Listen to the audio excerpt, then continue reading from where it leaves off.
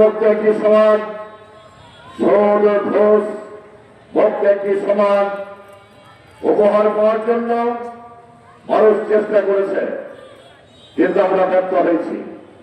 এর কারণ হচ্ছে এই যে আমরা ভুল টিকিটে গাড়িতে আমরা উঠেছিলাম।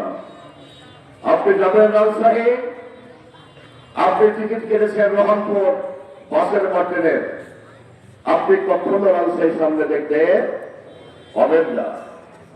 অতীতে যারা ক্ষমতায় ছিল তারা নিজেরাই চাঁদাবাজ, অতীতে যারা নির্বাচিত করেছিলেন তারা নিজেই ঘুষখোর, অতীতে যারা নির্বাচিত করেছিলেন তারা নিজেই পরিবহন দখলের হতা,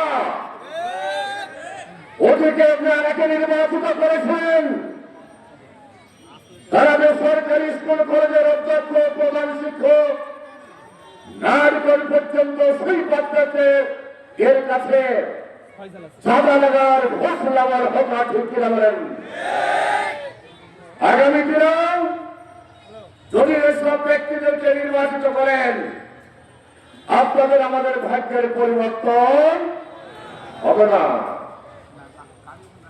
বাংলাদেশ জামাত ইসলামে আমির ডাক্তার শফিকুর রহমান বলেছিলেন, সেই হলো জামাত ইসলাম, এবং আপনারা এখনো পর্যন্ত জামাত ইসলামের কর্মী এবং ইসলামের রক্ষা করে চলছেন। প্রায় ১.৫ বছর হতে চলল। জুলাই ২৪ সালের ৫ আগস্টের পর জামাত ইসলামের নামে, ইসলামী ছাত্র শিবিরের নামে আমি তোমার ক্ষমতা নাই চাঁদাবাজের অভিযোগ দায়ের করা, ঠিক বলেন? পরিবার ক্ষমতা নাই কোন জাতীয় পার্সন দিয়ে কোন শিক্ষককে নিয়ম দিয়েছেন কাউরি বাবার ক্ষমতাকে কোন প্রকার করতে পারবেন, ঠিক বলেন? আমরা ১.৫ বছর থেকে আমরা রক্ষা করেছি।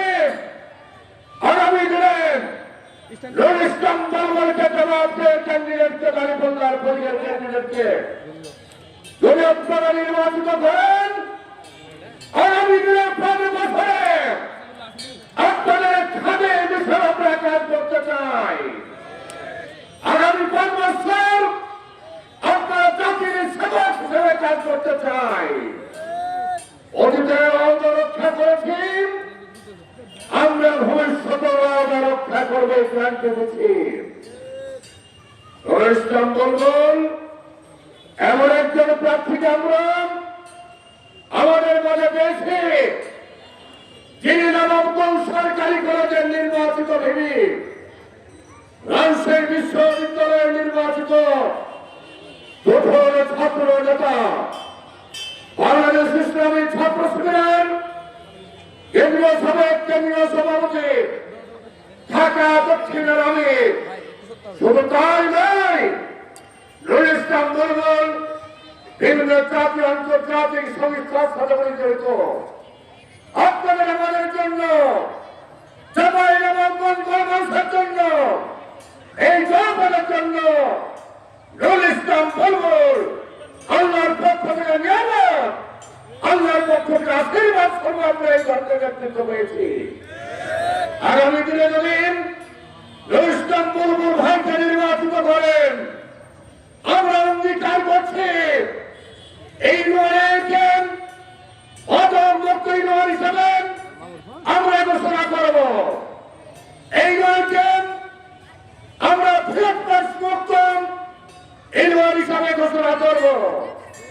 এই নোয়ারকে আমরা চাঁদাবাজ একটি জনপদে পরিণত করব। আগামী ৩ বছর জামাই নবাবগঞ্জ আসরে আমরা কোন অফিস আদালতে আমরা দুর্নীতি রাখবো না, দুর্নীতির কোনো আলোচনা করবো, এই কথা আপনারা অঙ্গীকার ব্যক্ত করছি।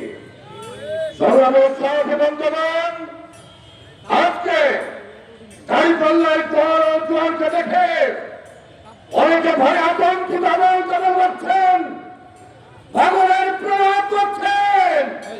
মনে হচ্ছে ১২ তারিখের পর আপনাদেরকে পাবনা হসপিটালে ভর্তি হতে হবে, আপনাদের করে বলতে থাকবে না। আমাদের একজন এমপির পুত্র রাফি, বাবা তোমার লেখাপড়ার বয়স, তুমি ছাত্র মানুষ, রাজনীতি শিখো, কিভাবে মানুষের সাথে আচরণ করতে হয় এ প্রশিক্ষণ গ্রহণ করো, তারপরে রাজনীতির মাঠে কথা বলো, ঠিক কিনা বলেন? তোমার আচরণ জাপান যেমন মধ্যে পরিবেশ দলদল করে আগুন জ্বলছে, তুমি সন্ত্রাসের জন্ম দিতে চলছ এবং আপনারা হাসপাতালকে বলতে চাও আপনার পুত্রকে সাবধান করুন, আপনার নেতা কর্মীদের সাবধান করুন, সুস্থ নির্বাচনের পরিবেশ নষ্ট করবেন না। জনগণকে জনগণ থেকে ভোট দিলে সেই আইন মেনে মানুষগুলো আপনাদের থাকা দরকার, ঠিকই বলেন। অভিযোগ আপনারা বাচ্চা হয়েছেন, জনগণ আপনাকে চিনেছে, আর জনগণ আপনাকে নির্বাচিত করতে চায় না, ঠিকই বলেন। আগামী দিনে সমস্ত তাদের কেনা গেছে, দল কেনা গেছে, আগামী দিনে হবে আলিস্তানের বাংলাদেশ, ঠিকই বলেন। আগামী দিনের প্রতীকে হাইপাল্লার প্রতীকে হবে বাংলাদেশ। বাংলাদেশ জিন্দাবাদ, বাংলাদেশ জামাত ইসলামী জিন্দাবাদ। সবাইকে ধন্যবাদ। আসসালামু আলাইকুম ওয়া রাহমাতুল্লাহ।